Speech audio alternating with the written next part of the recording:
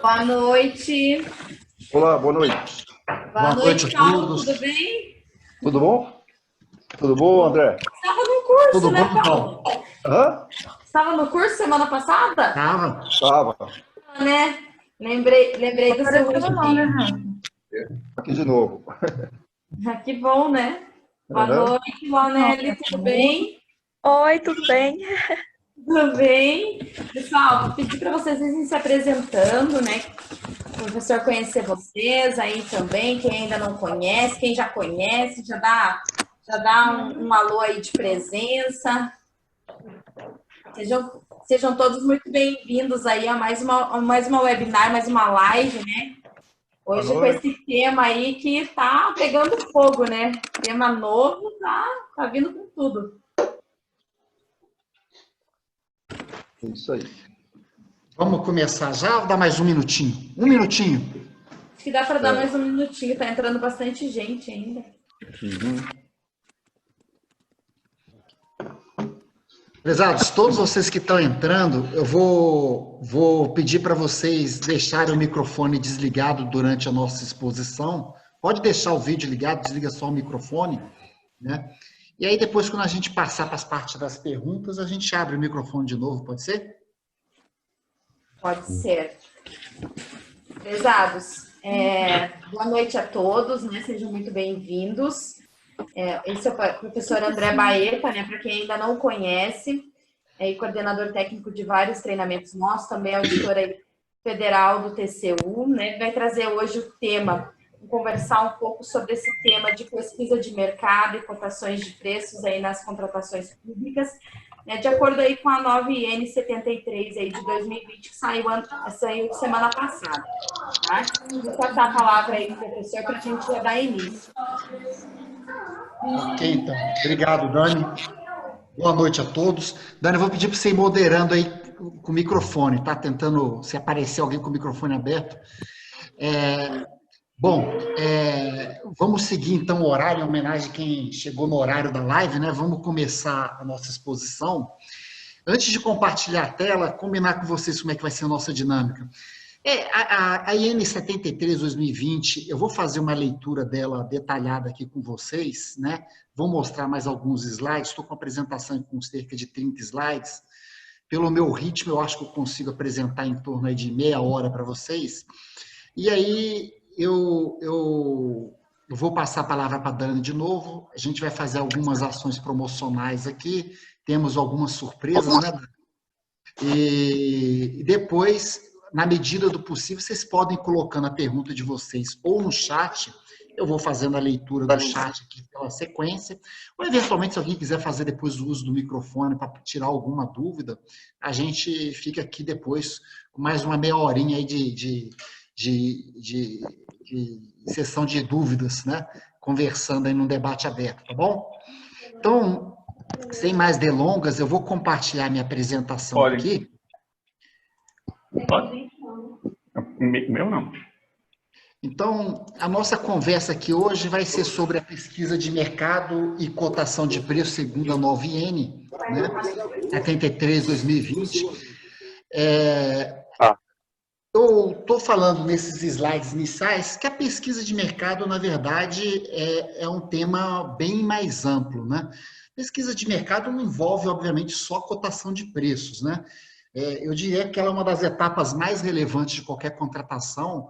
Então, além de pesquisar preços, a gente vai buscar soluções, vamos ver os produtos, vamos conhecer os potenciais fornecedores daquele serviço, do objeto licitado, né? Então, exatamente essa pesquisa de mercado que a gente vai fazer na etapa preliminar da contratação, que vai servir de base aí depois, né, para se estimar o valor estimativo da licitação e para a própria comissão de licitação analisar a execuibilidade e economicidade das propostas, né? Essa pesquisa de mercado, ela também não vai se exaurir no momento da licitação, né? É muito comum que durante a execução do contrato surja a necessidade de alterações qualitativas, notadamente em obras a gente tem esse problema, né? Necessitando haver inclusão de novos serviços, e muitas vezes esses novos serviços, novos bens, etc., têm que ser pesquisados novamente, né? Então, é muito comum, ao longo da execução do contrato, ter essa necessidade. Então, os agentes envolvidos com o planejamento da contratação, juntamente com a elaboração do ETP, do Estudo Técnico Preliminar, tem que fazer uma pesquisa de mercado. Essa pesquisa vai abranger não só as quantidades demandadas, soluções, etc. Tá? Essa obtenção de cotações de preços fidedignas vai ser muito importante depois para o processamento da licitação. Apesar de ser uma das fontes aí de grande insegurança jurídica para os gestores, eu poderia falar que nos processos de controle externo do TCU, realmente a questão da pesquisa deficiente muitas vezes gera a responsabilização do gestor, seja por um sobrepreço da contratação, né, por alguma falha relacionada, né? Então, ela é um dos calcanhares de Aquiles que eu considero nas licitações. Mas, por outro lado, a administração pública ela enfrenta bastante dificuldade para fazer essa pesquisa de mercado, né? Muitas vezes as empresas que são consultadas não encaminham propostas, não encaminham orçamentos, ou pior, encaminham propostas que não estão adequadas ao preço de mercado, encaminham às vezes propostas superestimadas, e isso exige que o gestor público, ao receber essas propostas, promova um exame crítico dos valores coletados, né? Ele tem que saber identificar tanto preços inexequíveis quanto preços excessivamente elevados, que ambos vão causar transtornos aí na busca de um preço de referência. Então, antes da gente fazer a leitura da IN 73, vamos tentar aqui nos situar, né? Onde é que a pesquisa de mercado entra na licitação. Eu preparei 2 fluxos aqui para vocês, um para licitação de bens e serviços comuns, aí incluídos serviços de engenharia comuns, né? Então, hoje, na administração pública federal, a gente segue esse procedimento, isso por força do decreto 10.024 de 2019. Primeiro vai se fazer o estudo técnico preliminar, ele na maior parte das contratações hoje ele é obrigatório. Em seguida, vai ser elaborado o termo de referência pela equipe de planejamento da contratação e, finalmente, vai se fazer a licitação, que vai ter que ser pregão eletrônico também para os servidores federais. No caso de obras públicas, a gente tem um fluxo um pouco diferente, porque a partir do ETP, que também é obrigatório hoje por força da IN 40 de 2020, né? A gente vai elaborar o anteprojeto, vai elaborar o projeto básico e vai elaborar o projeto executivo. Então, hoje, todos os gestores, aí, por força da medida provisória 961, podem optar pelo RDC, né? E se você optar por uma das modalidades do RDC, a contratação integrada, né, a licitação vai ser feita a partir do anteprojeto. Seguindo aí o ciclo normal para licitar uma obra pública, né, quando se usa outro regime de execução contratual, por exemplo, empreitada por preço unitário, empreitada integral ou empreitada por preço global, né, a obra pode ser licitada ou a partir do projeto básico ou a partir do projeto executivo. Bom, então, a gente tem hoje em vigor, foi adotada em plena pandemia, essa IN 40 de 2020, né?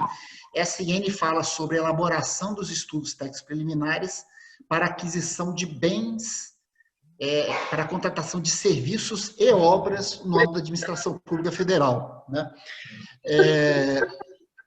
Eu não pretendo fazer a leitura dessa IN toda aqui com vocês, né? Mas essa IN ele tem a função máxima de última análise dizer se é viável ou não é viável aquela contratação pretendida, né? Então, o estudo técnico preliminar, como ele está definido aí, ele vai ser o documento constitutivo aí do primeiro planejamento de uma contratação e caracteriza pela necessidade, descreve as análises realizadas, requisitos, alternativas, escolhas, resultados pretendidos, características, né? E ele vai dar base ao anteprojeto, ao termo de referência ou ao projeto básico, caso se conclua pela viabilidade da contratação. Então, tem algumas disposições aí sobre o ETP, né? Eu tenho um conteúdo que esse estudo técnico preliminar deve conter. Não pretendo falar isso aqui tudo, seria uma outra live, né? Falar da elaboração do estudo técnico preliminar, mas eu quero deixar claro aí que o levantamento de mercado, né, já é uma parte relevante do estudo técnico preliminar, né?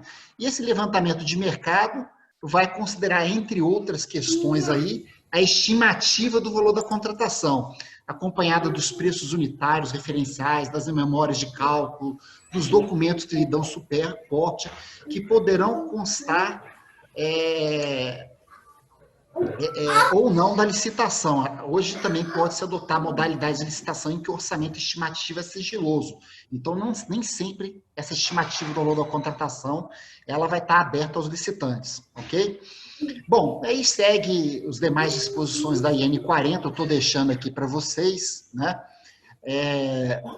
E o estudo técnico preliminar vai terminar aí com um posicionamento conclusivo sobre a viabilidade e a razoabilidade da contratação, né?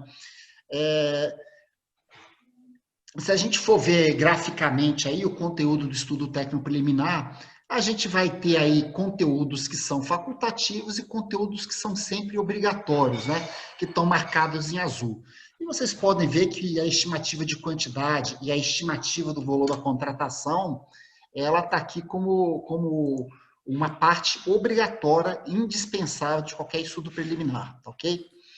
Bom, aí tem uma pergunta que surge muito, essa pergunta inclusive está respondida lá no site da Secretaria de Gestão ali do Ministério da Economia. Essa estimativa do valor da contratação já é aquela necessária para a licitação? Não, né? Do jeito que está definido aí na IN 40, a estimativa do valor da contratação realizada no ETP, ela visa apenas levantar o eventual gasto com a forma de licitação escolhida, com a solução escolhida. Você está apenas aqui preocupado em analisar a viabilidade econômica e financeira daquela opção selecionada, né? Essa pesquisa de mercado que é feita no ETP, ela não se confunde aí com o procedimento de pesquisa de preço que vai ser detalhado logo em seguida aqui pela IN 73, ok? Então, a pesquisa de mercado, ela acaba sendo realizada aí em 3 possíveis ocasiões, né? Teria no momento do estudo técnico preliminar, que é o que está previsto na IN 40 de 2020, terá que ocorrer também no momento da elaboração do termo de referência, e esse aí é o objeto da regulamentação feita pela IN 73/2020, e obviamente que durante a licitação, a comissão de licitação, o pregoeiro, vai ter que verificar a conformidade das propostas dos licitantes com parâmetros de mercado.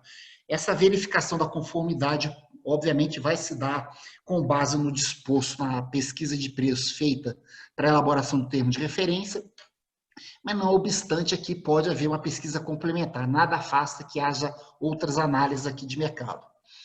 Bom, no nível de planejamento da contratação, a gente também tem uma etapa de gerenciamento de riscos, que está disciplinada pela IN 5 de 2017, né? Eu apresento aqui no material de vocês também algumas disposições da IN 5, não quero me alongar sobre isso, que também não é o nosso tema aqui, né? Mas ela está prevista ali no artigo 20, né? Com uma etapa do planejamento da contratação. Além dos estudos preliminares, vai haver uma etapa de gerenciamento de riscos. E no artigo 26, a IN dispõe que esse gerenciamento de risco vai ser realizado, juntado aos autos da contratação, em pelo menos em 4 ocasiões diferentes. Na elaboração dos estudos preliminares, ao final da elaboração do termo de referência ou projeto básico, após a licitação e após eventos relevantes que impactem a gestão contratual. Por exemplo, uma prorrogação de prazo, um aditamento contratual, etc., né? Então, graficamente aí, no nosso fluxograma, o gerenciamento de riscos ele vai ser elaborado aqui ao fim dos estudos preliminares e pode ser atualizado em momentos distintos, conforme indicado aí.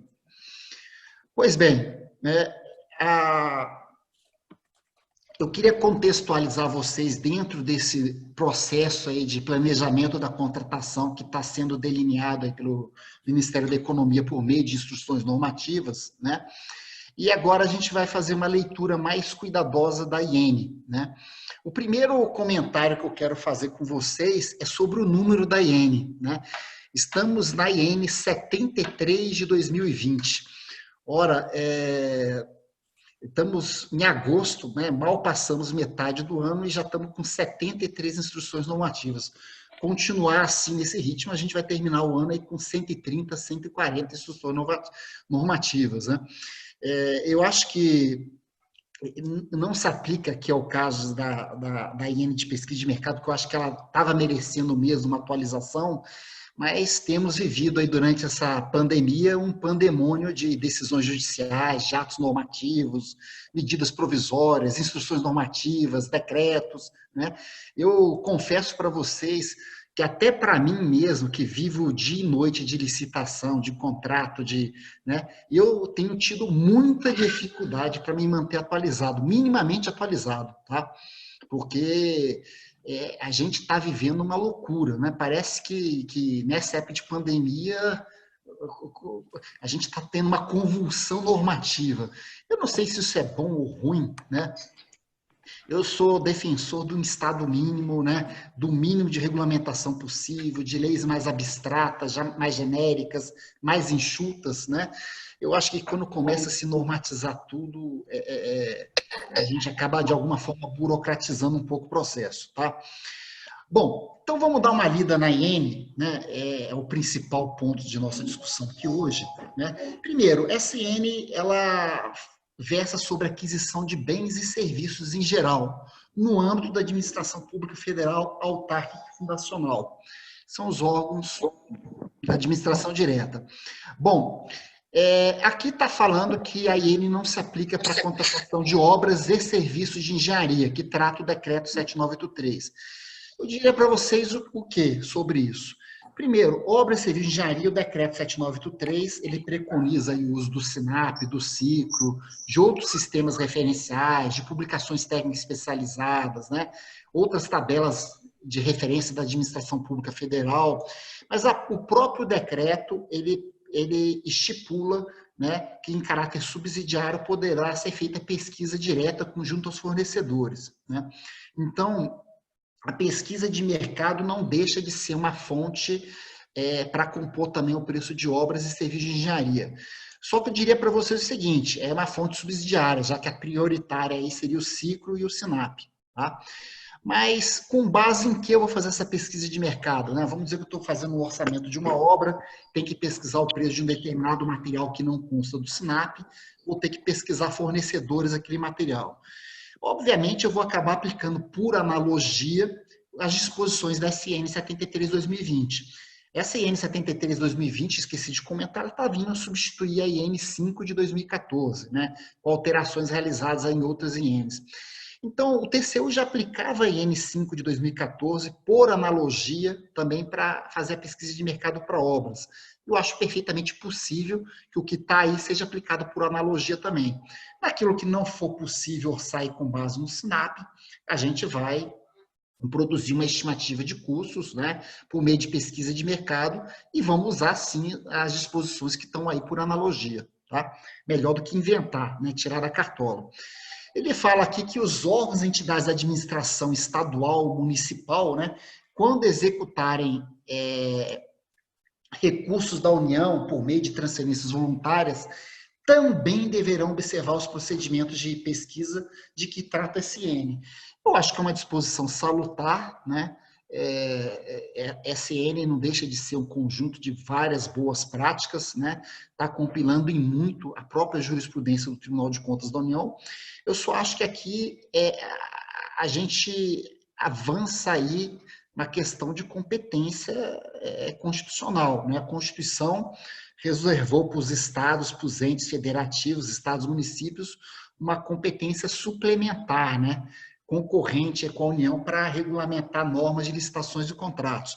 Então, eu diria para vocês, se constar do convênio, né, do instrumento de repasse ou do instrumento congênere aí, que os estados e municípios terão que seguir as regras da IN para fazer pesquisa de mercado, perfeito. Senão, aí, obviamente, a gente está avançando na competência constitucional daquele ente de regulamentar a matéria, ok?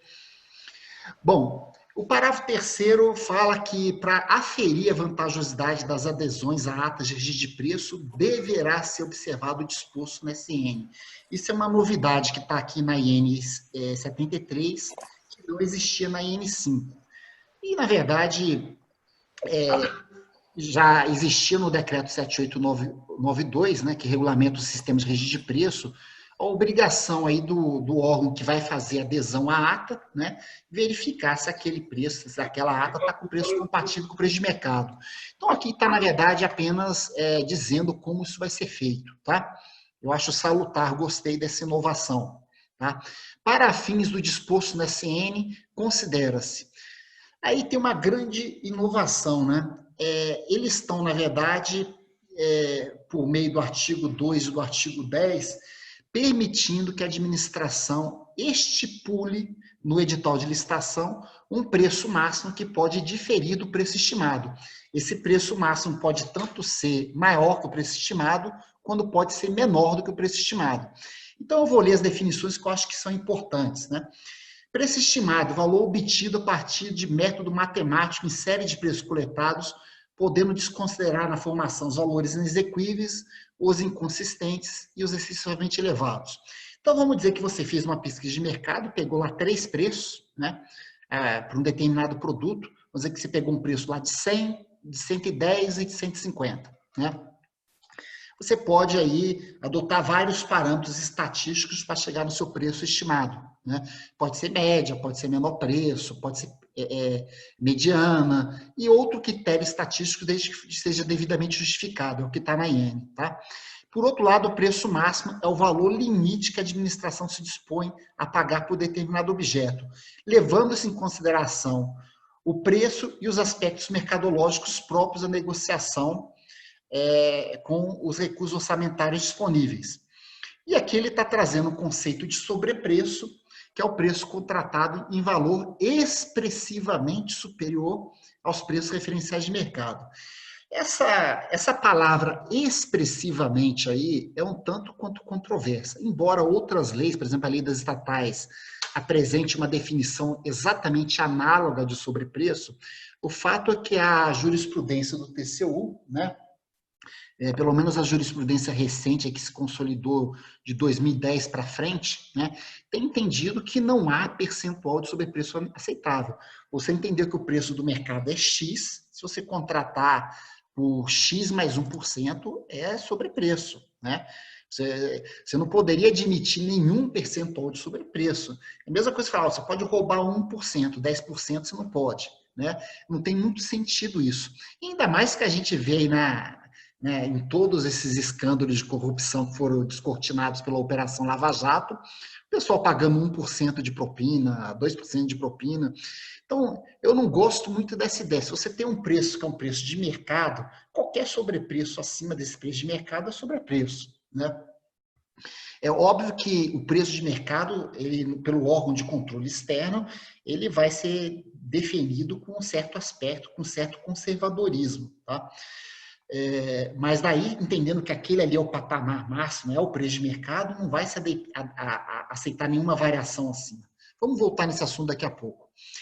Bom, quanto à formalização, ele fala que a pesquisa será materializada em documento que contenha, no mínimo, a identificação do agente responsável pela cotação, a caracterização das fontes consultadas, a série de preços coletados, o método matemático aplicável para a definição do valor estimado, justificativas para a metodologia utilizada, em especial para a desconsideração dos valores inexequíveis, inconsistentes e excessivamente elevados, se for aplicável.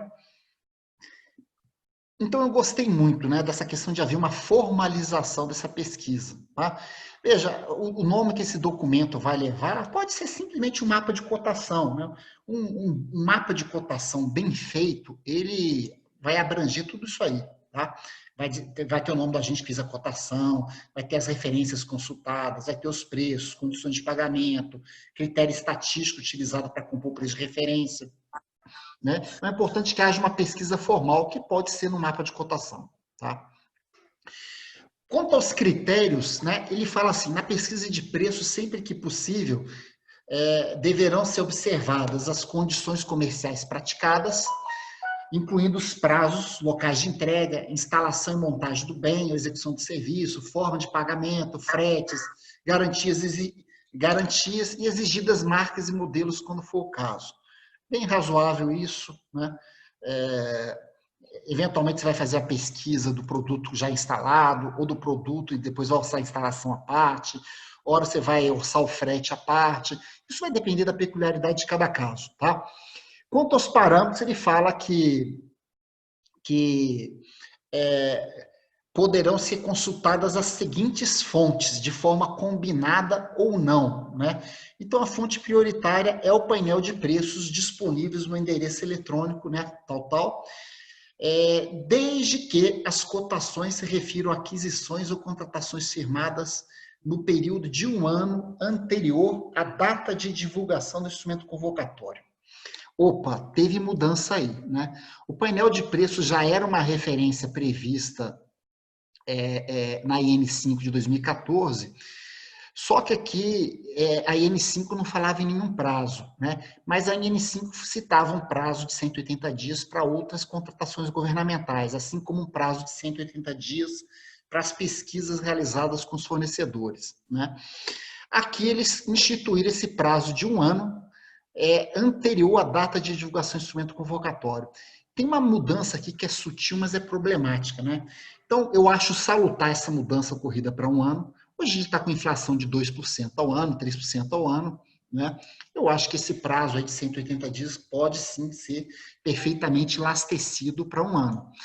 Agora, o que me preocupa é que o prazo anterior era de 180 dias anteriores à data de realização da pesquisa de preço. Então, se eu fazia uma pesquisa de preço hoje, né, eu poderia considerar contratações ocorridas 180 dias para trás da minha pesquisa.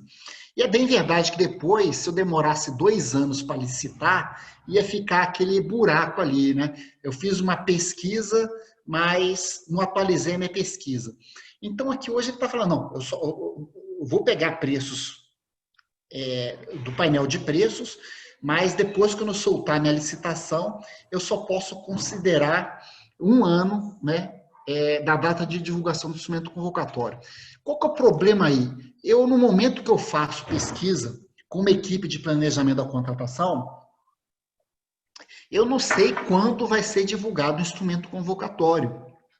Vai passar no jurídico ainda, vai ter que aprovar o termo de referência pela autoridade competente, vai ter que ver se tem recurso orçamentário para licitar, né? Então, vai depender de uma série de fatores, né? E às vezes esse prazo pode se prolongar por meses. Então, o que pode acontecer? Eu hoje posso fazer uma pesquisa pegando um ano para trás no painel de preços. Se demorar um dia para licitar, né, para soltar o edital, pode ser que algum preço que esteja coletado já esteja defasado. E eu vou ter que fazer uma nova atualização dessa pesquisa. Porque dependendo do produto, todo dia vão entrando preços novos no painel de preços, né? E preços mais para trás, que já foram, né, de contratações de um ano atrás, não vão poder mais ser considerados, tá? Isso me causa uma preocupação que vai, na verdade, gerar um retrabalho, né? Praticamente em todo o certame, há a possibilidade de chegar um cara chato, mas tem que atualizar a pesquisa, ó. Você fez a pesquisa um mês atrás e agora tem que atualizar a pesquisa. Você considerou um preço que foi contratado há 11 meses e um dia atrás. Passou um mês agora, tem que desconsiderar esse preço e pegar novos, né? Isso vai gerar burocracia, embromação, né? Eu não gosto dessa ideia. Se eu fosse escrever a IN, eu teria escrito assim: olha, vale no momento da pesquisa os preços pesquisados um ano para trás no painel de preços, e essa pesquisa será válida por 180 dias. Se passar os 180 dias, terá que ser feita uma nova pesquisa. Você teria que ter um prazo de validade após a realização da pesquisa para fazer o certame licitatório, tá? E que era assim que estava antes na IN5 de 2014, né? Eu acho que os dois prazos são importantes, né? Vamos explicar de outro jeito. Estou fazendo a pesquisa hoje. Eu tenho que ter um marco temporal a partir do qual eu vou poder considerar os preços no painel de preço. Até hoje. E eu tenho que ter um outro marco temporal, que é o prazo de validade da minha pesquisa. até o momento que eu vou ter que soltar o meu certame licitatório até aquele momento, senão minha pesquisa perde validade. Eu teria, a meu ver, que ter 2 prazos distintos na IN. Desse jeito que está aqui, está me preocupando um pouco, tá? Bom, aqui no caso da aquisição e contratação similares de outros entes públicos firmados no período de até 1 ano anterior à data de divulgação do instrumento convocatório. Novamente, ele admite que você utilize outras contratações públicas. E outro dia eu fui levantar, né, a gente está acho que com 17 portais diferentes de compras governamentais, né? Então, tem o portal do Banco do Brasil, tem portais estaduais. Então, você pode ter acesso a outras contratações públicas, mas ele também está trazendo esse prazo de validade de 1 ano aqui. É possível adotar pesquisa em mídia especializada, sites eletrônicos especializados de domínio amplo, desde que atualizados no momento da pesquisa e compreendidos no intervalo de até 6 meses de antecedência da data de divulgação do instrumento convocatório, contendo a data e hora de acesso.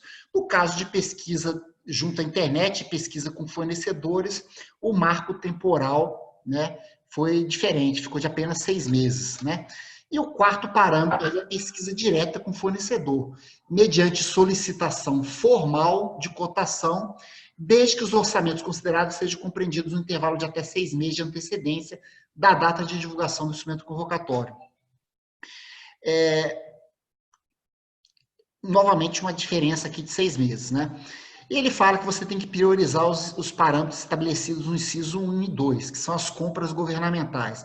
Isso decorre do próprio artigo 15, inciso 5 da Lei 8666, que fala que as compras, sempre que possível, deverão ter seus preços balizados nas próprias contratações da administração pública. Né? Então, por decorrência de lei, né, a melhor referência que a administração pode utilizar é o preço pagado pela própria administração pública em suas contratações. Bom, ele fala que quando a pesquisa de preço for realizada com fornecedores, tem que ser dado um prazo de resposta compatível com a complexidade do objeto. Ele, graças a Deus, ele deu uma melhorada no que tinha na IN5, que falava que tinha que haver uma solicitação formal, que tinha que dar um prazo de pelo menos 5 dias úteis, né? Então, aqui pelo menos, que você lendo a IN5 de 2014, parecia que você ia fazer uma carta convite para fazer uma pesquisa de preço. Eu ainda acho que está muito burocrático isso. Na verdade, você está fazendo uma cotação de preço, né? Não precisa ter uma proposta escrita lá com CNPJ, com assinatura, né? Eu acho que isso aqui burocratiza um pouco e vai lá no calcanhar da pesquisa de mercado. Qual é o calcanhar da pesquisa de mercado? É a dificuldade que o gestor público tem em conseguir uma cotação de preço do fornecedor. Né? Então, quanto mais a gente burocratiza esse processo, mais difícil fica obter uma proposta do fornecedor. Tá? Bom, então ele fala que essas propostas têm que ter todas essas informações aqui, né? Fala que tem que constar dos autos da contratação a relação de fornecedores que foram consultados e não enviaram propostas. Eu acho salutar isso. Tá? Quanto à metodologia, fala que pode ser adotada a média, a mediana ou o menor dos valores obtidos na pesquisa de preço, desde que o cálculo incida sobre um conjunto de 3 ou mais preços oriundos de 1 ou mais parâmetros que trata o artigo 5, desconsiderados valores inexequíveis, inconsistentes ou excessivamente elevados. O parágrafo primeiro aqui fala que você pode adotar outros critérios. Você quer usar primeiro quartil, quer usar terceiro quartil, quer usar média geométrica, média harmônica, moda, preço máximo. É possível se utilizar outros critérios desde que justificados. Né? Então, veja, a IN não explicita quando usar a média, a mediana ou o menor dos valores. Eu acho que não devia fazer. Tá? A jurisprudência do TCU tem evoluído recentemente nesse sentido, entendendo que quando o produto é fornecido por um conjunto restrito de fornecedores, um mercado oligopolizado, você deve usar o menor preço, né? Por exemplo, você vai fazer uma cotação para adquirir um elevador, instalação de elevador no seu prédio, usar o menor preço. Tá? Por outro lado, a jurisprudência do TCU entende que aquela pesquisa feita em mercado varejista, né, que está sujeito a liquidações momentâneas, queimões de estoque, etc. Né? Se você usar o menor preço, você pode estar com preço inexequível, pode estar com uma situação de mercado que não é mais válida no momento da licitação. Então, E isso também, obviamente, vai depender da referência consultada, né? Se é painel de preços, se é outra contratação governamental, tem muita discussão aqui, tá? Ele fala que para a desconsideração dos valores inexequíveis, inconsistentes, excessivamente elevados, deverão ser adotados critérios fundamentados no processo licitatório. Tem um caderno lá do pesquisa de mercado que explica aí algumas formas de fazer isso. O próprio painel de preços, né, ele costuma apresentar gráficos de dispersão dos preços, que é uma forma de você tratar, né? Você imprime aquele gráfico de dispersão e você pode tentar cortar aqueles extremos ali dos preços pesquisados. Você pode usar um processo que chama box spot, né, que é descartar tudo que está abaixo do primeiro quartil ou acima do terceiro quartil. Você pode usar uma curva normal, né, descartar tudo que está abaixo da média, menos 2 desvios padrões, ou acima de média mais 2 desvios padrões. Tem várias formas para fazer isso, e vai depender do caso a caso. Os preços coletados devem ser analisados de forma crítica, né, principalmente se tiver grande discrepância dos valores. E aqui eu friso, né, principalmente para proteger o seu CPF, porque quem é que vai pagar o pato se aquela contratação se demonstrar uma contratação antieconômica? É principalmente quem fez a pesquisa de mercado que tinha deficiência, tá? Então, aqui é um ponto cuidado, que o gestor tem que ter cuidado. Excepcionalmente, você vai poder estimar o preço com menos de 3 preços, desde que isso seja justificado e aprovado pela autoridade competente. Até que nenhuma inovação em relação à IN antiga, IN 5, e em relação à jurisprudência do TCU. O fato é que, às vezes, você pede preço lá para 10 fornecedores, apenas 2 te encaminham resposta, né? E você não consegue outras formas de pesquisar o preço. Aí tem uma grande inovação, que é o que está aqui no artigo 7º, e aqui eu vou fazer algumas observações, tá? O artigo 7º fala que os processos de inexigibilidade de licitação devem ser instruídos com a devida justificativa de que o preço ofertado pela administração é condizente com o preço praticado de mercado, em especial por meio de documentos fiscais ou instrumentos contratuais de objetos idênticos, comercializados pela futura contratada e emitidos no período de até 1 ano anterior à data de autorização da admissibilidade pela autoridade competente. Essa aqui já era a jurisprudência do TCU, né? Acordo 1565/2015 plenário, a título de exemplo, né? Como vou compor um preço de uma inexigibilidade de licitação? Se eu tenho um fornecedor exclusivo, estou fazendo, por exemplo, uma contratação de um artista, ou uma contratação por notória especialização, eu, obviamente, só tenho um fornecedor, um prestador de serviço.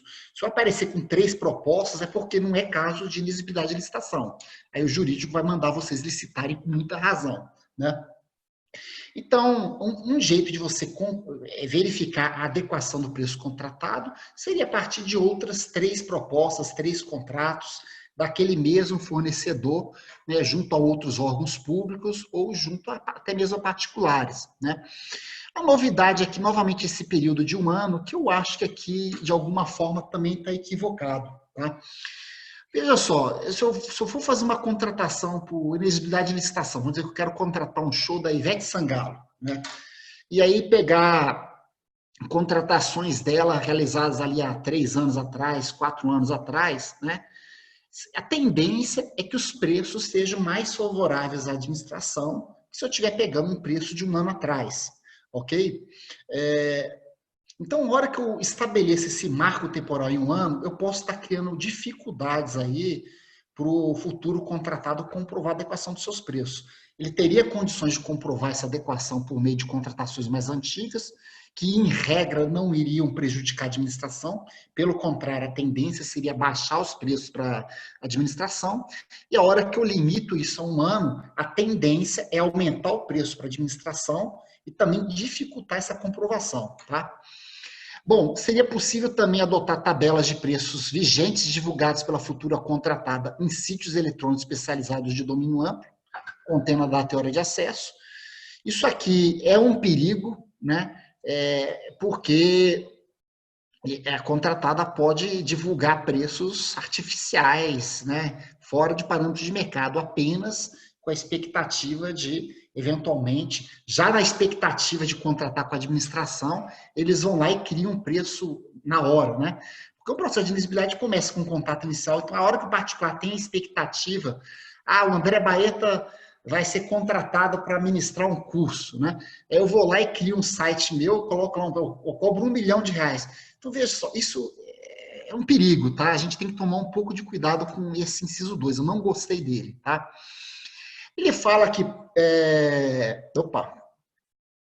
Ele fala que pode ser adotado outros critérios, desde que permita justificado nos autos, né? Ele fala que caso a futura contratada não tenha comercializado anteriormente a justificativa de preço de caput pode ser realizado com objetos de mesma natureza. E se essa justificativa apontar para a possibilidade de competição, aí está vedada a inexigibilidade. E aí vem um outro ponto aqui, o que me parece é tudo razoável aqui, tá? O disposto nesse artigo aplica-se no que couber as hipóteses de dispensa de licitação. E aí ele cita o caso aqui dos incisos 3, 4, 15, 16 e 17 do artigo 24. De cor, o inciso 3 é o caso de guerra, se o Brasil entrar em guerra, né? Acho que não precisava regulamentar isso, né? O inciso 4 são as contratações por emergência. O 15 e o 16 eu não lembro. O 17 é a contratação de peças de reposição para efeito de não perder a garantia contratual, né? Bom, em todos os casos, eu acho que são possibilidades que você consegue ter pelo menos 3 propostas de fornecedores distintos. Então, seria plenamente possível você fazer um processo de dispensa instruído com 3 propostas de preços, né, e adotando a menor proposta como critério para a escolha do fornecedor. Inclusive, eu acho que isso se alinharia com o módulo de cotação eletrônica que hoje existe no Comprasnet. Do jeito que está aqui, né, eu vou contratar um objeto por emergência, eu vou pesquisar um único fornecedor. Isso aí é claramente contrário à jurisprudência do TCU. Tá? Eu acho que esse parágrafo 4º aí está problemático e merece ser revisto. Bom, ele fala aqui dos itens de tecnologia da informação, né? Tá mandando usar aqui esse catálogo, né? Eu não vou me entrar, não é minha área. Eu não entendo muito desse tipo de contratação, não vou entrar nesse aspecto. Ele fala que para os serviços de contratação com mão de obra com dedicação exclusiva não se aplica a IN 73, aí vai se seguir o critério de formação de preços que está na IN 5 de 2017, que basicamente vai pegar o salário dos profissionais na convenção coletiva, vai compor os encargos sociais, os insumos, despesas administrativas, lucro, tributo sobre o preço de venda, tá? Então, para compor o preço de postos da mão de obra é um critério aí que a gente já usa de longa data na administração pública, não tem nenhum segredo sobre isso, não é caso de fazer pesquisa de mercado, ok? E aí vem algumas orientações gerais. Aí é aquela questão, né? Ele fala que o preço máximo a ser praticado na contratação pode assumir valor distinto do preço estimado na pesquisa de preço na forma da SN. Ele fala que é vedado qualquer critério estatístico ou matemático que não estou conseguindo ler aqui, né? Que incida a maior sobre os preços máximos, e o preço máximo poderá ser definido a partir do preço estimado na pesquisa de preço, acrescido ou subtraído de determinado percentual de forma justificada. Então, vamos dar um exemplo aqui, né? Eu fiz uma pesquisa de mercado ali para comprar álcool em gel, né? E essa pesquisa foi feita ali alguns meses atrás, né?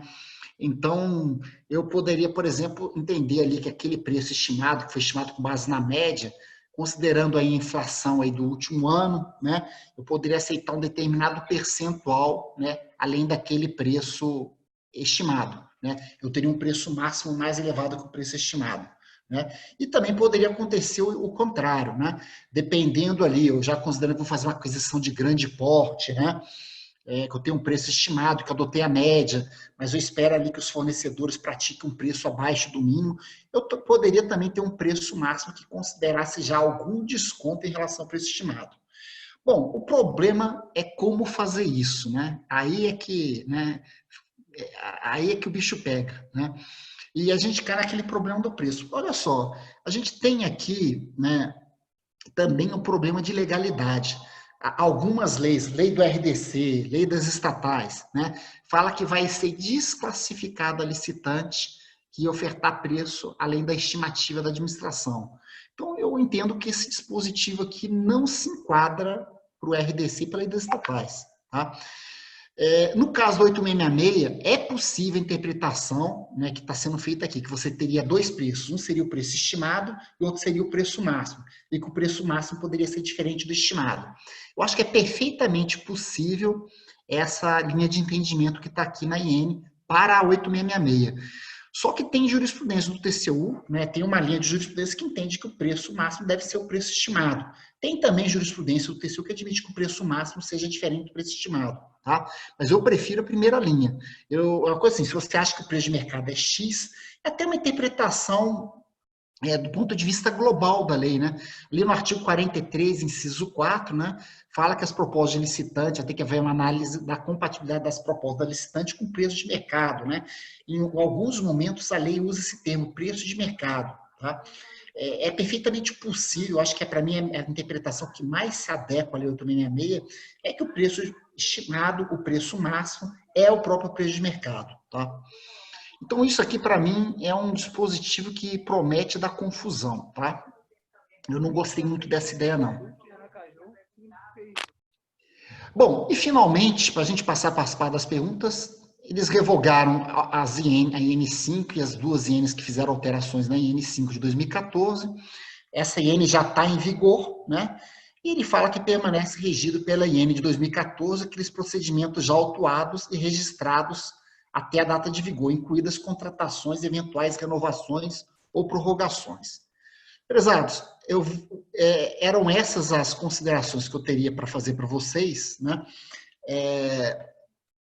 Gostaria de chamar atenção aí para um treinamento que a gente está agendado para os dias 8 e 9 de setembro. Eu estava já com esse treinamento previsto, fui surpreendido aí pela IN. Então, obviamente, a gente vai aprofundar a discussão de todos esses dispositivos da IN nesse treinamento. Um treinamento com 16 horas aula, ainda tem mais um curso IAD, tá, de 4 horas.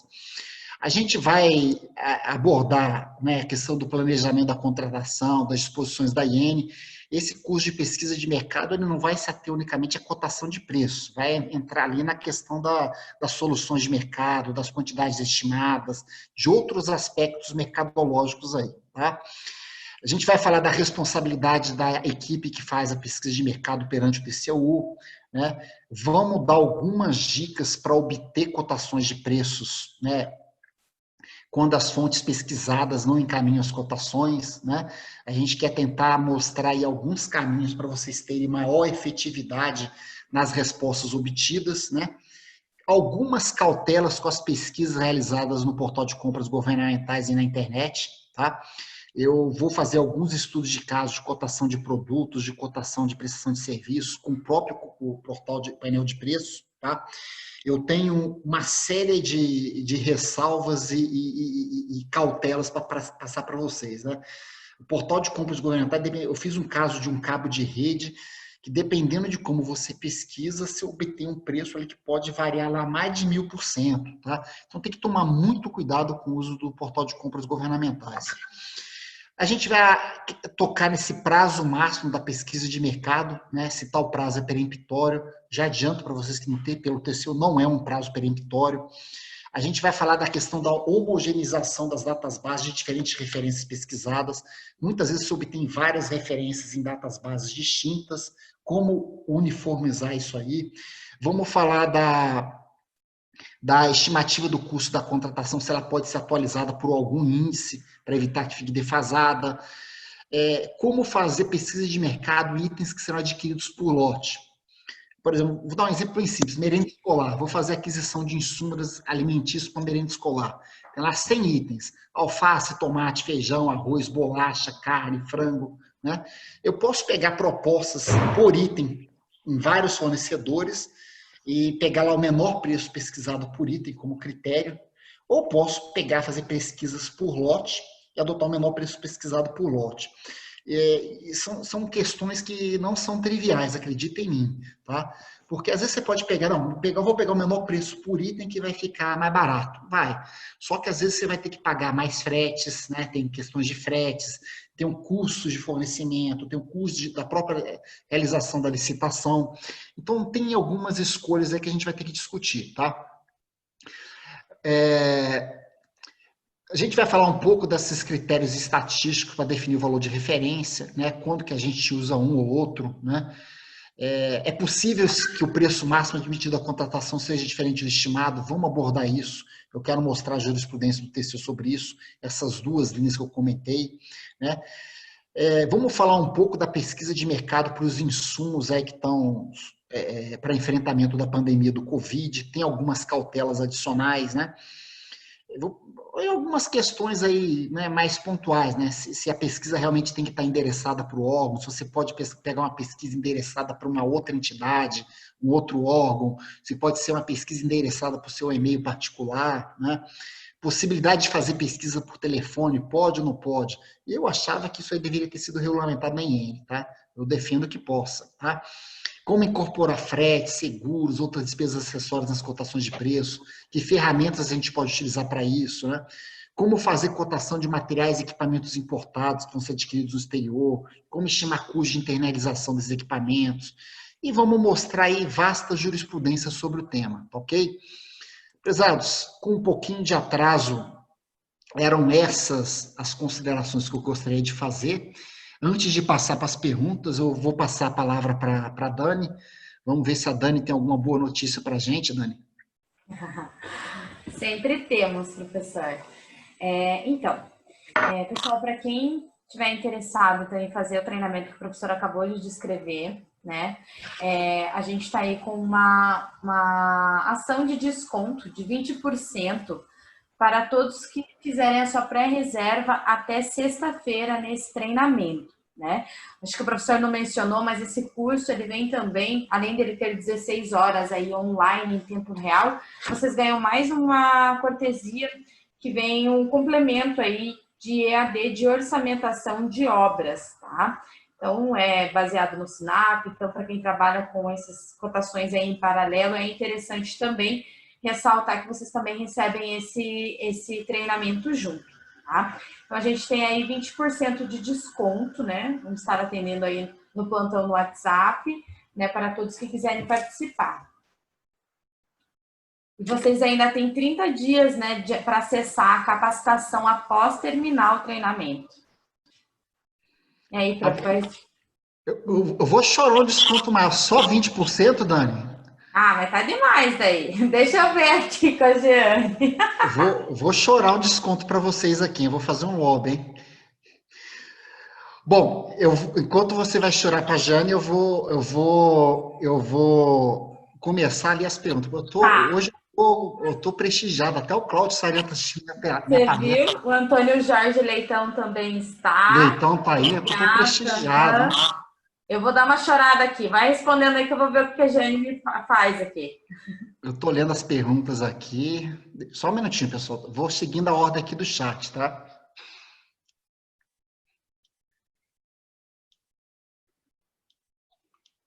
Professor, Oi. A Jane disse que só vai dar mais desconto se o professor falar um pouquinho do ENOP. A hora que terminar de responder as perguntas. A hora que terminar as perguntas. Sarian também, professor Cláudio Sarian, se quiser dar uma palhinha, fique à vontade, falar um pouquinho sobre a sua palestra aí que vai ter no ENOP, né, professor? Isso. Eu posso falar do ENOP, né? Vamos estar no dia 22 a 25 de setembro, em Brasília. Essa edição do ENOP vai ser uma edição de 4 dias, em formato online, né? Igual estamos aqui. Vamos contar aí com a presença do ministro Tarcísio Freitas, vai fazer o encerramento do evento, colocando o Brasil de volta aos trilhos, né? Parece que ele vai ofertar. Eu vou estar fazendo 3 palestras para vocês, né? Sobre antecipação de pagamentos, sobre segurança jurídica dos gestores, e vou estar colocando algumas opiniões aí sobre o novo ciclo do DENIT, né? O professor Rafael Jardim vai estar conosco também, falando aí de supervisão de obras, sobre a contratação integrada e semi-integrada da lei das estatais, com 2 apresentações. O professor Sarian me deu um branco, eu esqueci a palestra dele. O único que estava me assistindo aqui, eu esqueci, que vergonha. Ajuda aí, Cláudio. Professor Sarian, por favor, nos ajude. Vamos ter o professor Elci, que vai estar falando aí sobre o controle tecnológico de obras públicas.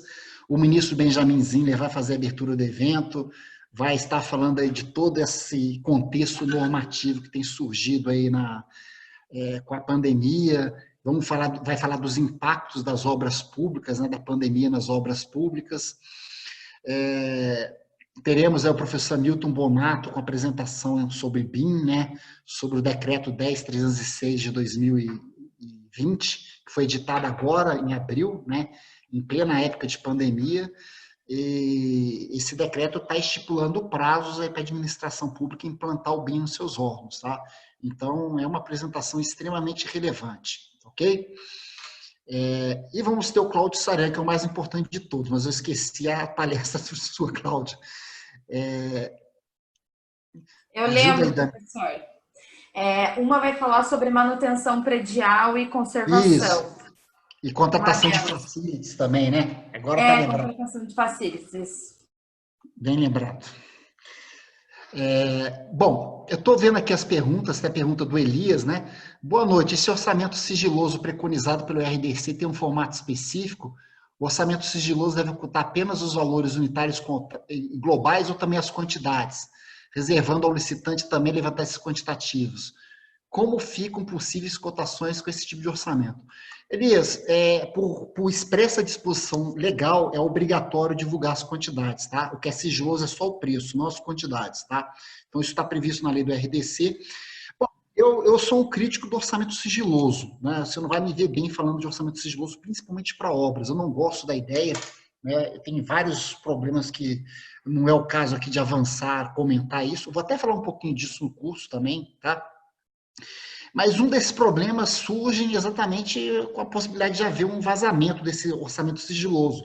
E fica difícil. Às vezes você faz uma cotação com fornecedores, né?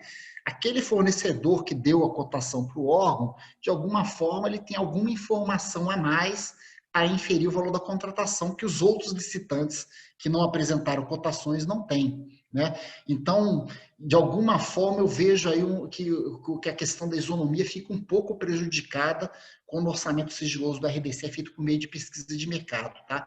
Porque é óbvio que as empresas que participaram da pesquisa vão ter informações que as outras não têm, tá? Vamos continuar aqui com as perguntas.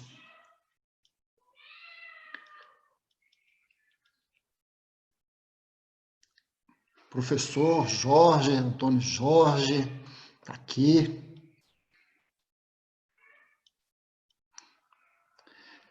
Silvia está perguntando, olá, e quanto ao detalhamento dos preços unitários dos serviços que compõem o serviço cotado, caso serviço de engenharia? Veja, Silva, existe, no caso do orçamento sigiloso, né, se for adotado aí a empreitada por preço unitário global, você vai licitar a obra a partir do projeto básico, então você vai ter as composições de custo, vai ter o detalhamento do BDI, vai ter o detalhamento dos encargos sociais, como preconizado aí pela súmula TCU 258 de 2010, tá? Só que essas composições vão ser sigilosas, as licitantes não vão ter acesso a ela, tá? Mas o orçamento detalhado vai existir, só que ele não vai estar em anexo aos autos, tá? E as licitantes vão ter que fazer suas próprias composições. Antônio Luiz está perguntando, posso utilizar 3 pesquisas de preço no site e usar como parâmetro para licitação? Entendo que sim, né? As pesquisas de internet, aí, desde que contenha data e hora de acesso, são plenamente válidas para fins de compor preço de referência. Tá? Não são os critérios prioritários que são trazidos pela IN 73, que fala que você deve usar o painel de preços ou outras contratações governamentais. Mas são parâmetros válidos, sim, são admitidos também pela jurisprudência do TCU. O único cuidado que eu diria que você tem que ter, né, é para considerar direitinho os custos com frete, às vezes o fornecimento em outras unidades da federação, né, Então, tentar fazer a cotação do frete também, e também para você tomar cuidado para não usar cotações de sites de intermediação de venda, um OLX da vida, né? Que você pode estar cotando o preço de uma empresa que não vai emitir nota fiscal ou de um produto usado. Então, você pode até usar preço de sites de intermediação de venda, Mercado Livre, lojas americanas, mas tem que se resguardar que é uma empresa regularmente constituída, que você está cotando o preço de um produto que vai novo com nota fiscal, tá?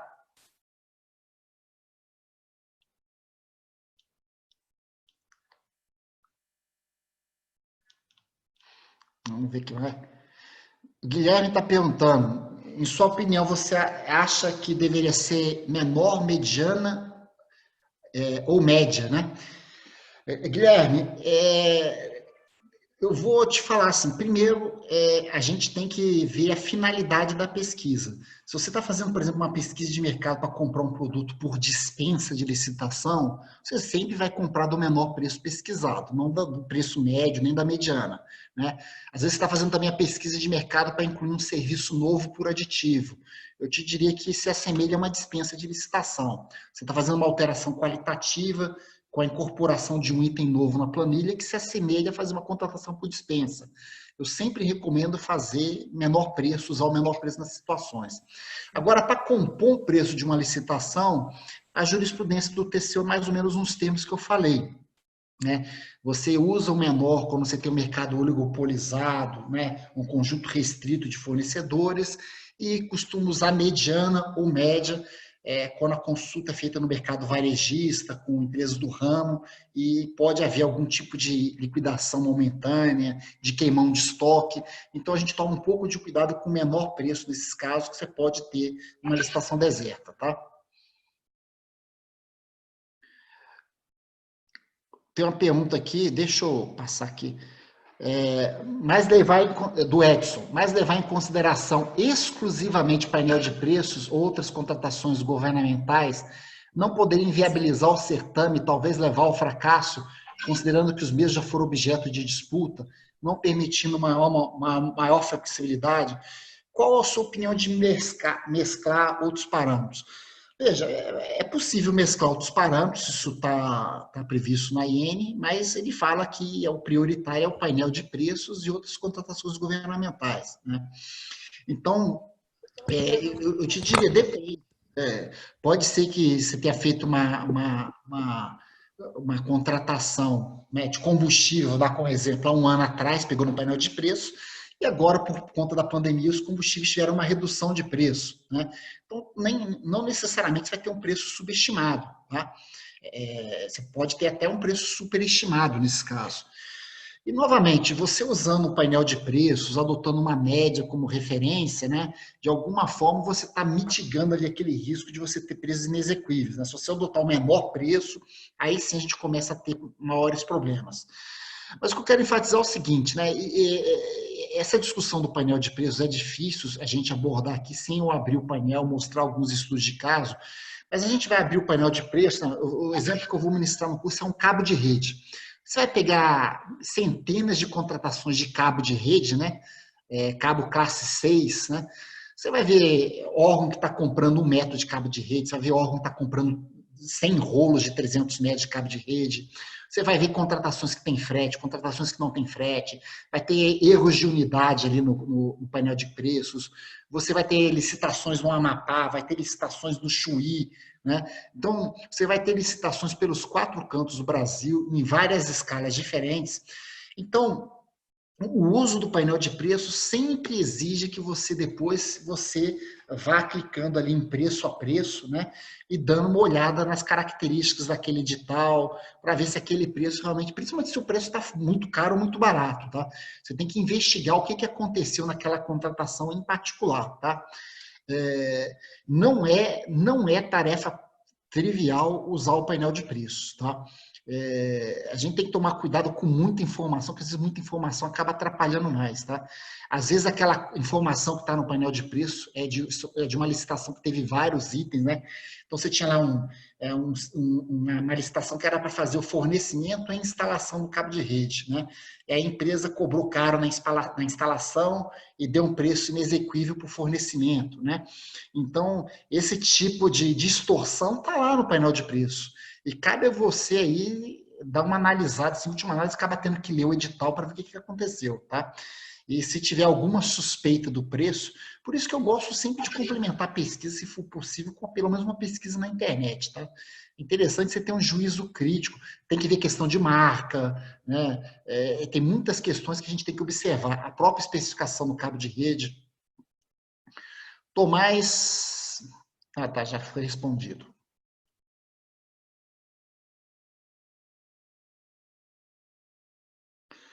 Edson tá... A pergunta aqui é a mesma.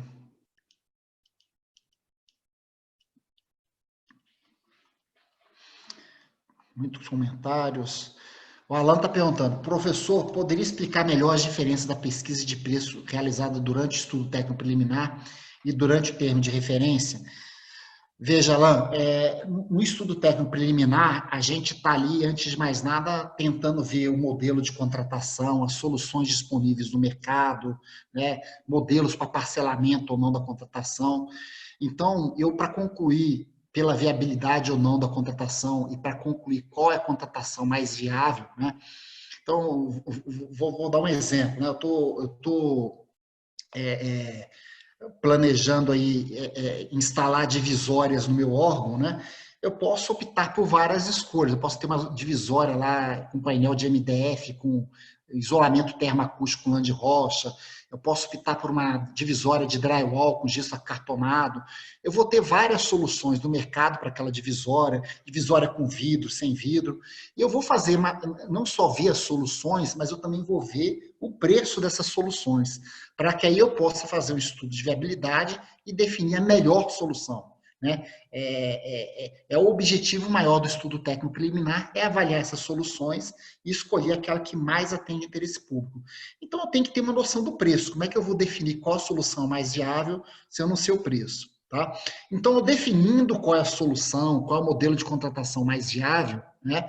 Aí eu vou partir para uma pesquisa de mercado mais detalhada, que é a pesquisa de mercado que vai compor o preço da contratação. Tá? Isso aí, essa pergunta que você está fazendo é muito importante. Tá? Outro exemplo, eu estou ali no meu órgão fazendo uma escolha, tenho que contratar um serviço de transportes. Eu posso optar por uma escolha entre comprar carro, depois listar combustível, motorista terceirizado. Eu posso ter uma outra opção para locar veículo. Eu posso aderir ao TaxiGov, em que eu, em vez de locar veículo, eu vou pagar o Uber para os funcionários do meu órgão. Tá? Todas essas soluções que estão disponíveis no mercado mudam radicalmente a forma de contratação e têm custos distintos.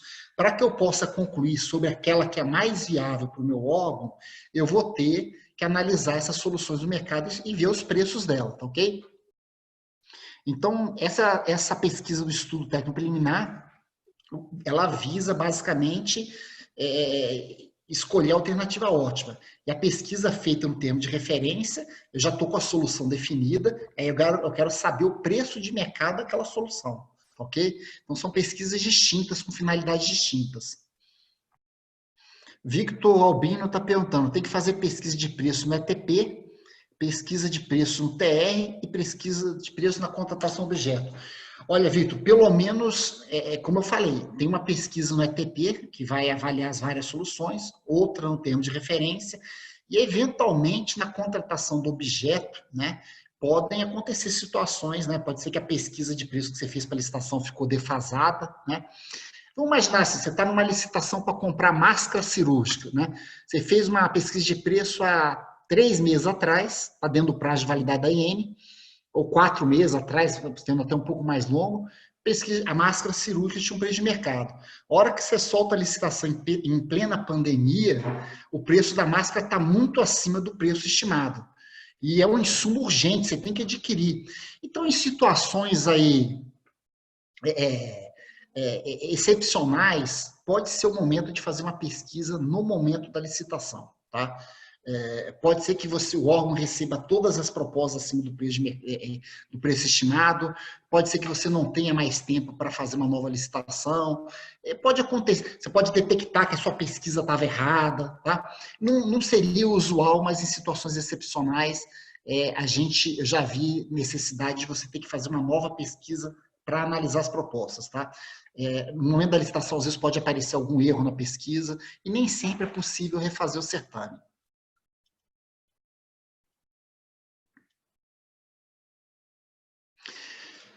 O André Trajano está perguntando, né? Olá, professor, o IN 73 também se aplica para os processos de adesão, o famoso carona? Sim, está expressamente no parágrafo 3º do artigo 1º, tá, André?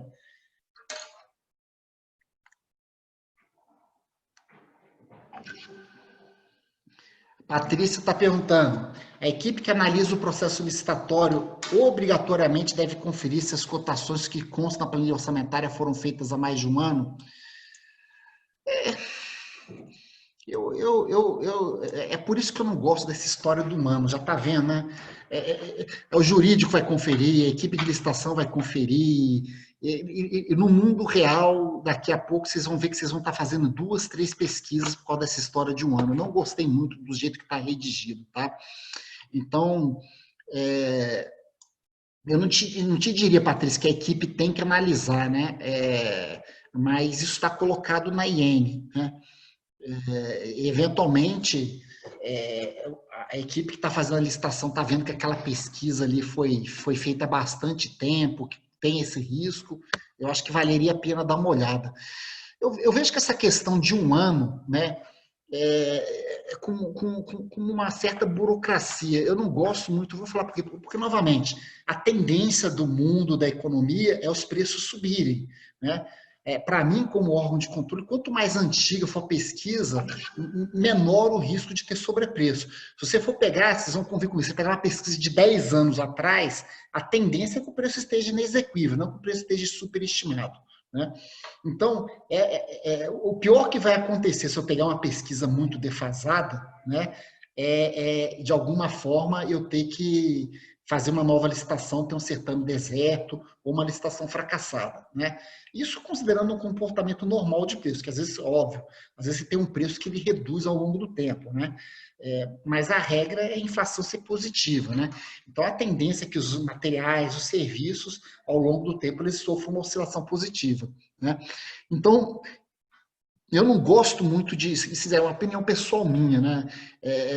Eu não gosto muito de toda essa vigilância sobre a pesquisa de mercado quanto a questão dela estar tempestiva. Até porque a jurisprudência do TCU não trata isso de forma peremptória, né? Quando tinha na IN lá um prazo de 180 dias, eu posso citar casos que a pessoa admitiu uma pesquisa com uma defasagem maior. Cito como exemplo o Acórdão 19/2017, tá? Aquele prazo de 180 dias para o TCU sempre foi uma referência, né? Eventualmente, se eu estou com inflação de 30% ao ano, talvez o prazo de 180 dias seja muito, né? Com inflação de 2% ao ano, talvez eu pudesse ficar com a pesquisa defasada há 2 anos, tá? Marcela está perguntando, é possível colocar na pesquisa de preço um aluguel de carro para o fiscal do órgão? E a empresa contratada alugar e disponibilizar para o fiscal do órgão, ser responsável por... Isso aqui não é bem matéria de pesquisa de mercado, né, Marcelo? Isso aqui, na verdade, é uma matéria que envolve a fiscalização do objeto, a especificação do objeto, né? Eu não gosto muito dessa ideia por uma série de fatores, tá? Se você depois pesquisar na internet, pesquisa operação mão dupla. Você vai ver um fiscal do DENIT que foi condenado a mais de 30 anos de prisão. Ele foi acusado de de ter recebido propina mediante um aluguel de um carro da construtora Delta, né? Então, ele alegava exatamente isso, que estava previsto no termo de referência, que a construtora tinha que dar um carro alugado para ele. Mas eu não vou entrar nessa discussão, né? Eu colocaria, olha, será que convém, né, o veículo da fiscalização ser fornecido pela própria empresa que você vai fiscalizar? Eu posso imaginar uma série de problemas. A empresa falha nessa obrigação, né? Disponibiliza um carro sem combustível, né? Ou não disponibiliza, ela acaba prejudicando a fiscalização. Então, eu acho que a administração tem outros meios para conseguir um carro para o fiscal de fiscalizar, né? Eu acho que não precisa de pedir lá para a empreiteira da obra que está fiscalizando fornecer o carro, tá? Isso aí sempre deu confusão, tá, Marcelo? Alexandre Lins está perguntando se é necessário fazer ATP para carona. Tá? O decreto 7892 foi alterado por um decreto de 2018, que eu não lembro o nome, e estabelece, inclusive, a competência do órgão gestor da ata, né, o órgão gerenciador da ata, analisar esse ATP. Tá? Tomás está perguntando, é imprescindível a realização de pesquisa com o objetivo de avaliar a vantajosidade de uma ata de registro de preço para sua posteriorização? Sim.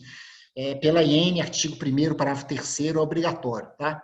E, óbvio, a única forma que o órgão tem para ver se é vantajoso ou não aderir à ata é fazer uma pesquisa de mercado, não tem outro jeito, né?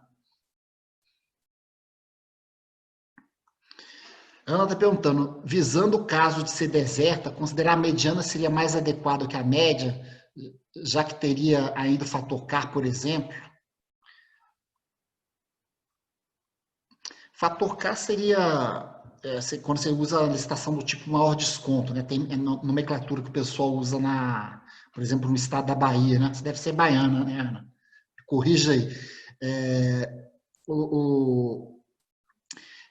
Ana, novamente, depende do tipo de objeto, como é que é o mercado fornecedor, né? A própria IN, com muita sabedoria, coloca que você pode usar o menor preço, a mediana, a média, que você pode, em alguns casos, até adotar outro critério estatístico, moda, preço máximo, primeiro quartil, né? Então, vai depender, né? Assim, eu posso te falar uma coisa, né? A mediana, para mim, em matéria de pesquisa de mercado, ela é sempre um preço melhor do que a média, tá? Vou te dar um exemplo, vou consultar o assentamento de um piso de porcelanato. Peguei 3 propostas, uma de 100, uma de 110, uma de 150. A média desses 3 preços dá 120, que é um preço que não existe, né? Tem quem venda a 100, quem venda a 110 e quem venda a 150. Ninguém vende a 120. Né? A média também ela tem esse defeito de alguma forma ser distorcida por preços inexequíveis ou por preços excessivamente elevados. Né? Aí eu teria que de alguma forma sanear a minha amostra, desconsiderando esses extremos, que eu acabo tendo que aumentar o número de amostras. Né? E a mediana ela tem essa característica, ela é isenta de erros. Eu posso ter um preço inexequível, um preço superestimado, mas o preço mediano é um preço de mercado. Não é à toa que o IBGE usa a mediana para estabelecer os parâmetros de referência para o SINAP, tá? Porque a mediana é um número melhor do que a média, tá?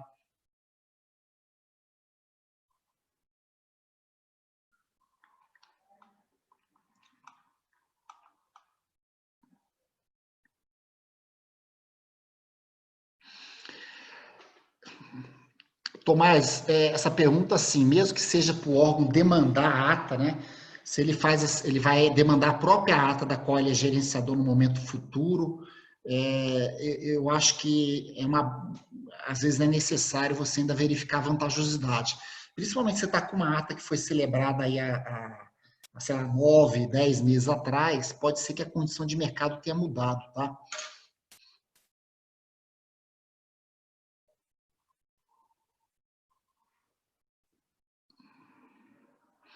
O Alexandre está perguntando, o mapa de risco seria apenas para materiais e serviços de TI e serviços de manutenção? Existem outras situações? Veja, o mapa de risco está previsto lá na IN5 de 2017 e a IN5 de 2017 fala para qualquer serviço, né? Em algumas situações ela dispensa, né? Mas eu te diria que tipicamente para qualquer serviço terceirizado, não só manutenção, limpeza, vigilância, copeiro, assessorista, você precisaria do mapa de riscos, né? E eu te colocaria também como extremamente recomendável você ter um mapa de riscos para obras, tá? O gerenciamento de risco, ele, a meu ver, ele tem muito a melhorar a contratação de uma obra pública, tá? Serviço de engenharia, obra pública, ele não deve ser entendido como uma burocracia apenas, tá?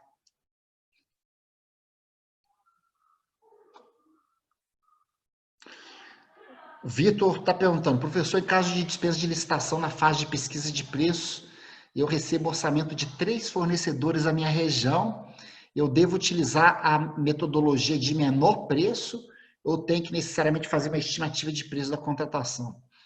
Olha, isso é uma dispensa, não vamos complicar, né? É o menor, né? Eu só te diria assim, né? Por que 3 preços de fornecedores da sua região, né? Será que em alguns casos você não poderia ter outros fornecedores, né? De outras regiões? Então, dependendo da dispensa de licitação, né? E até mesmo, hoje, se você for servidor federal, você vai usar o módulo de cotação eletrônica do Comprasnet, e ali fornecedor de qualquer região, de qualquer lugar, pode dar sua cotação eletrônica, tá? E óbvio que não vai se limitar a 3 fornecedores.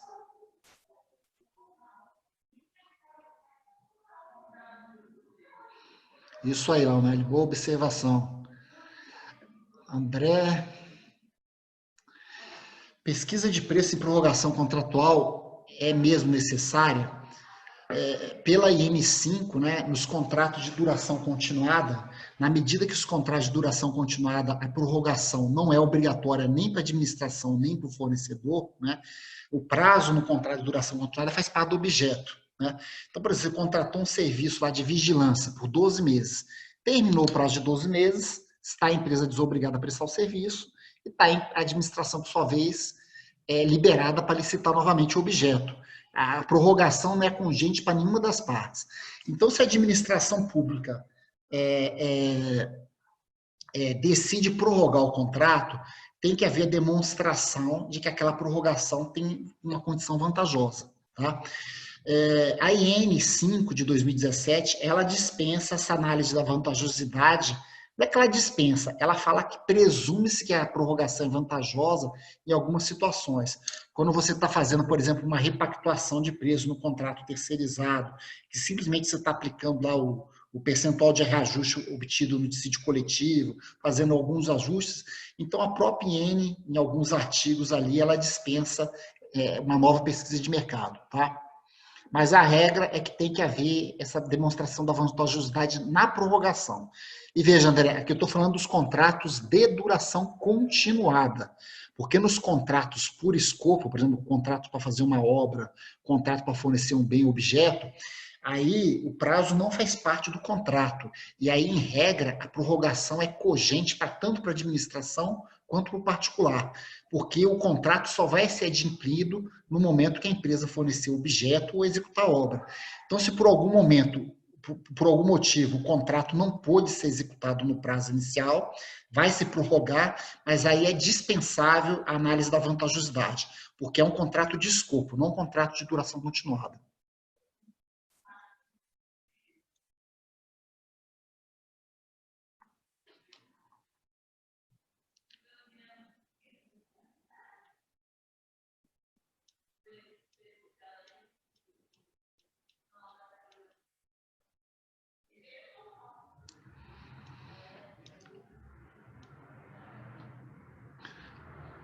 A Ana está perguntando, em caso de equipamento, poderia ser utilizado algum percentual sobre o preço de equipamento para considerar o frete?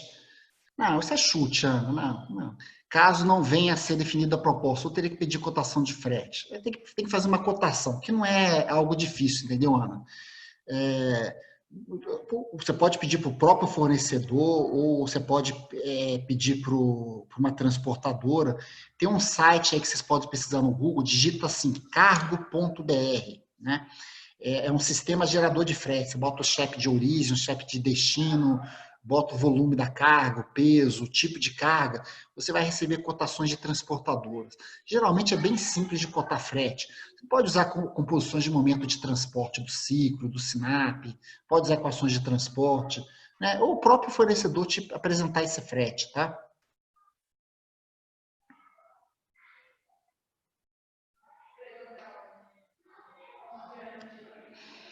Alan Soares pergunta, Baeta, caso consiga apenas uma ou duas cotações, após quanto tempo posso prosseguir com o processo de licitação? Alan, veja, a IN 73 admite que em condições especiais, devidamente justificadas, você prossiga com o certame com menos de 3 cotações. Isso tem que estar justificado. Uma justificativa plausível, por exemplo, é você demonstrar que você encaminhou pedidos de cotação para 15 empresas, né? Mostra que são todas as empresas que fornecem aquele produto e apenas 2 te responderam, tá? Mas entendido aí que só houve 2 cotações, o prazo de validade dessas cotações é aqueles prazos de 180 dias que está na IN, né?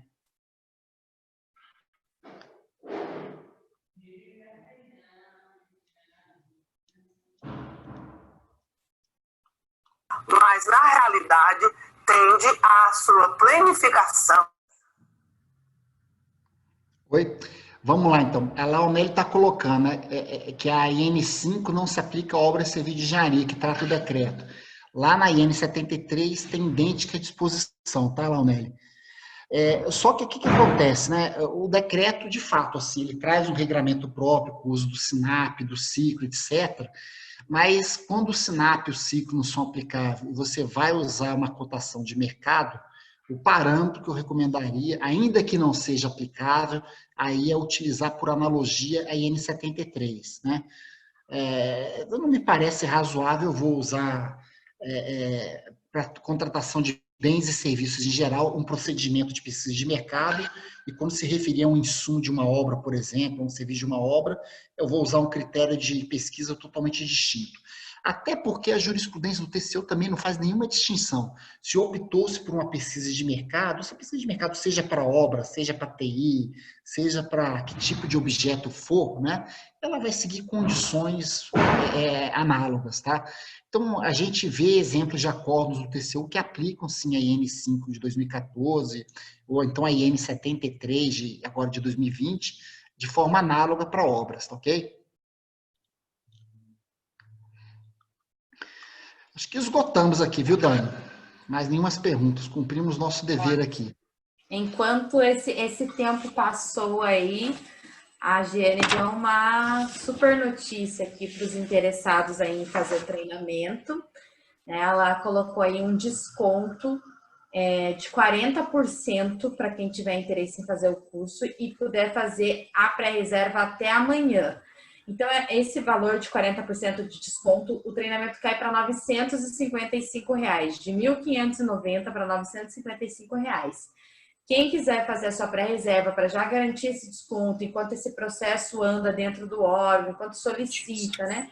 Faz todos os trâmites, nos procure, já mande um WhatsApp, já mande uma mensagem aqui, já peça, passa o número que a gente já entra em contato e você já garante esse desconto. E para as pessoas que não conseguirem fazer até amanhã, mas até o final dessa semana, ainda se mantém 20% de desconto até sexta-feira daí. Ótimo, valeu meu choro. Valeu.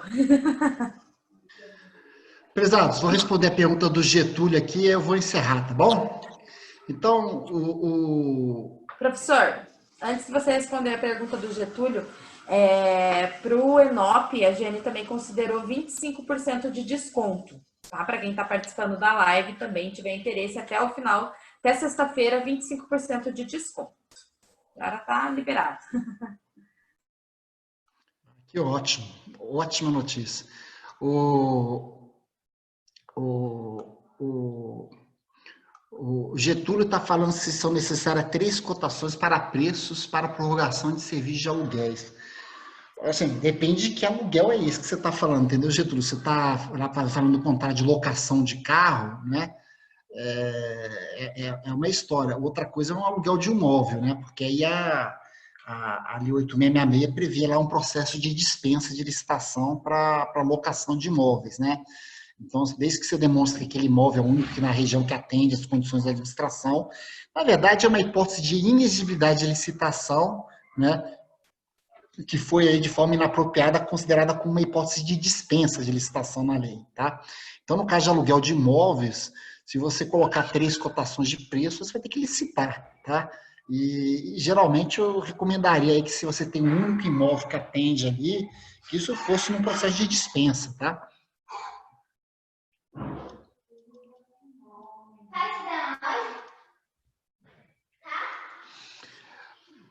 Prezados, então eu vou encerrar por aqui. Agradeço mais uma vez a participação de todos aí, agradeço a Dani, a Jeane pela oportunidade. Um abraço para o professor Sayão, para o professor Leitão. E até mais então, pessoal. Espero vocês por lá no curso, hein? Quero agradecer, então, a todos também, aí, em nome da nossa diretora Giane, que está aqui também. Agradecer a participação, né? O professor por mais uma live aí com a gente, nesse tema pertinente, novo, né? A todos que estão participando, espero que vocês fiquem ligados também, porque a gente vai ter outras lives aí a respeito aí de outros temas, né? E vamos ficar à disposição para atender vocês aí, quem tiver interesse no curso. Muito obrigada e uma boa noite a todos. Boa noite, pessoal. Até mais. Boa noite, boa noite. Boa noite. Imagina a planeta, quando